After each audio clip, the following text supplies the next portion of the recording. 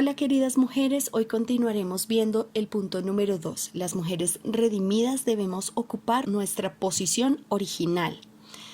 Versículo 11. La mujer aprende en silencio con toda sujeción. ¿Con toda sujeción a qué o a quién?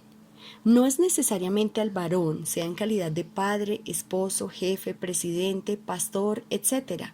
Notemos que es como la ley lo dice. La referencia a la ley es a la ley de Dios, no a la de ningún hombre. Es con toda sujeción a la norma divina, es decir, manteniendo nuestro lugar según la estructura diseñada e instituida por Dios para el ejercicio de la mayordomía y el desarrollo de la cultura del reino de Dios en la tierra. Por lo cual, las mujeres debemos estar sujetas a nuestro padre, esposo, jefe, presidente o pastor en todo y únicamente en lo que corresponda a los principios y valores del Evangelio del Reino de Dios, pues nuestra autoridad suprema es Dios, no nuestro padre, esposo ni pastor alguno. Esta es la ley de Dios. El mandamiento a que nosotras, las mujeres, aprendamos en silencio, sí tiene como propósito lograr que nosotras desarrollemos la virtud del dominio sobre nuestros impulsos y la sujeción a las autoridades en su debido orden, pero no en todo en cuanto a estas autoridades se les antoje caprichosamente, sino en todo y únicamente en lo que corresponda a la norma divina. Entendiendo que por la influencia del feminismo y otra cantidad de ideologías anticristianas, sumadas al abandono del ejercicio de la paternidad bíblica, condición reinante en esta sociedad posmoderna, hace parecer absurdo lo que el apóstol manda en estos versículos. Si consideramos el mandato cuidadosamente, es un mandato sabio, bueno y saludable para todos, principalmente para nosotras si lo interpretamos y lo acatamos en su correcta y completa dimensión, pero también es verdad que la doctrina de estos versículos mal entendida puede convertir a los varones en tiranos de sus hijas y de su esposa. De hecho, eso ha sucedido en muchos casos. Veremos ahora el versículo 12. Porque no permito a la mujer enseñar ni ejercer dominio sobre el hombre, sino estar en silencio. ¿Implica que las mujeres no debemos enseñar en ningún contexto? No. Lo que implica es que no debemos enseñar subvirtiendo el orden establecido por Dios desde la creación. No debemos enseñar a la iglesia en general cuando está reunida en adoración corporativa. En el culto es donde se da la enseñanza imperativa o normativa a toda la iglesia. Es por eso que en este lugar no nos es permitido a las mujeres impartir esta enseñanza, puesto que no corresponde al lugar que nos fue dado en la mayordomía. Fuera del culto corporativo, las mujeres tenemos la obligación de enseñar a las mujeres más nuevas e inexpertas a asumir su posición y roles correspondientes establecidos por Dios. Las mujeres miembros de la Iglesia de Dios tenemos la responsabilidad de enseñar a las otras mujeres a ser madres y esposas conforme al corazón de Dios. Tito, capítulo 2, versículos 4 al 5. Esto demanda muchísimo conocimiento y experiencia. El ministerio de las mujeres redimidas en la Iglesia de Dios es impartir a las mujeres inexpertas el entendimiento y la experiencia que el Señor Jesucristo nos ha concedido desempeñando nuestras funciones de esposas y madres conforme al diseño de Dios. Debemos ser maestras de todo lo que tiene que ver con la mayordomía en general y en específico en las áreas de esposa y madre.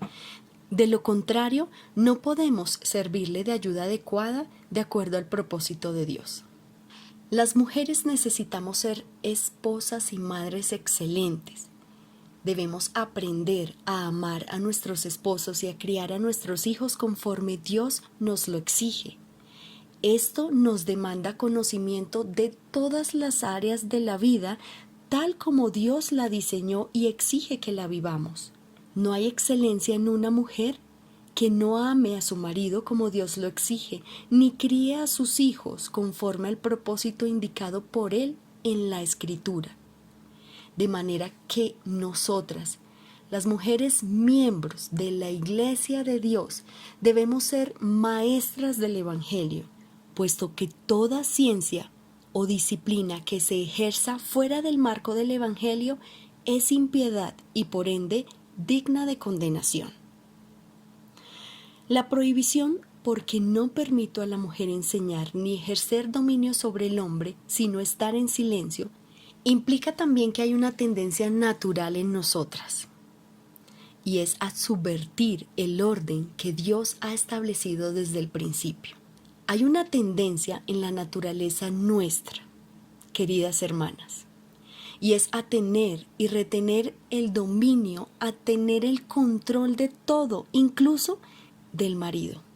Tras esta tendencia están las sinceras intenciones de proteger los intereses de la familia y hacer que marchen según nosotras consideramos que debe ser, pero detrás de esas intenciones está la influencia de Satanás, quien desea mantenernos a cada una en la transgresión en la que hizo incurrir a Eva. Es por eso que las mujeres miembros de la Iglesia del Dios viviente debemos corregir tal tendencia.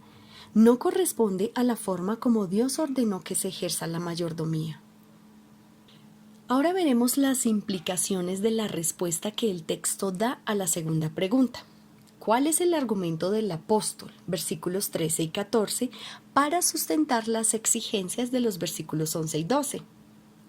El apóstol da dos argumentos bíblicos. El primer argumento con el cual el apóstol sustenta el mandamiento es que Adán fue formado primero, después Eva. ¿Qué implica esto? Implica que el orden, como Dios lo creó, es norma y ley determinante y permanente para el ejercicio de la mayordomía en todos los lugares, tiempos y campos. Es el varón, por haber sido creado primero, quien tiene la responsabilidad primaria de la mayordomía en la familia, en la iglesia y en la sociedad en general.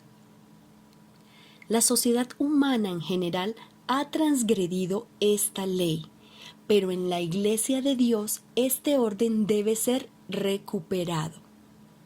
Cada miembro de la Iglesia es redimido para que retorne a las sendas trazadas por Dios desde la antigüedad, desde el principio. Ese es el propósito primario de la redención, que el hombre y la mujer recuperemos nuestra dignidad original, que retornemos a nuestra respectiva posición y que asumamos nuestros respectivos roles. El segundo argumento del apóstol para sustentar este mandato es que Adán no fue engañado, sino que la mujer, siendo engañada, incurrió en transgresión. ¿Qué implica este argumento? No implica necesariamente que las mujeres seamos más vulnerables al engaño que el varón. Probablemente en algunos asuntos lo somos, lo cual hace necesario que nos mantengamos bajo la protección de un padre o un esposo piadoso. No obstante, lo que el apóstol argumenta aquí es que Eva, al haberse dejado engañar y al haber incurrido en transgresión, dándose el derecho a decidir por sí misma y en lugar de su marido, tomando el lugar de él en contra del orden y mandamiento de Dios, quedó obligada de parte de Dios a quedarse callada en obediencia al orden establecido cuando autoridades distintas a su marido imparten enseñanza normativa. Si Eva, en lugar de entrar en diálogo con la serpiente, hubiese ido a su marido y le hubiese dicho: alguien en el huerto está cuestionando el mandamiento que Dios te dio, no habría incurrido en transgresión. No debemos olvidar que Eva representaba a todas sus descendientes, por lo cual su transgresión fue heredada por todas nosotras. Asimismo, las sanciones divinas contra ella también se extienden a cada una de nosotras. Cuando Eva fue engañada por la serpiente con la idea de ser diosa, se autoconstituyó en maestra y señora sobre el varón en contra del orden y mandato de Dios. Esta fue su transgresión.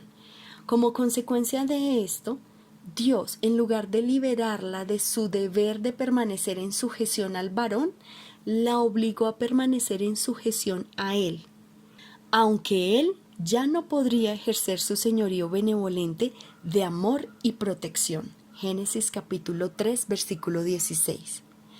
Aún así, Dios mismo dice que es más saludable para nosotras que los asuntos que tienen que ver con gobernar los dejemos a responsabilidad de aquellos a quienes Dios los asignó desde el principio. Las palabras del apóstol en 1 de Timoteo capítulo 2 versículos 11 al 12 presuponen que esta tendencia plantada por Satanás en el corazón de la mujer de querer enseñar y ejercer autoridad sobre el hombre aún nos afecta a nosotras las mujeres creyentes. La intención del apóstol es que la Iglesia de Cristo se vuelva al orden original establecido por Dios, que nosotras, hermanas, no continuemos replicando la transgresión de Eva. Ese es el objetivo del mandamiento. Lo que el apóstol demanda de las mujeres miembros de la Iglesia del Dios viviente es que permanezcamos en silencio, sujetas a la norma dada por Dios desde la creación, cuando una autoridad diferente a nuestro padre o esposo está impartiendo enseñanza pública normativa. Las cosas que no nos queden claras y que no podamos aclarar en el escudriñar personal de las Escrituras, debemos buscar claridad o explicación a través de nuestra autoridad inmediata, es decir, nuestro padre o nuestro esposo. De otra manera, es transgredir el orden establecido por Dios desde el principio. Bueno, queridas hermanas, esto es todo por hoy. Espero sea de bendición y ayuda para muchas. Un gran abrazo y Dios las bendiga.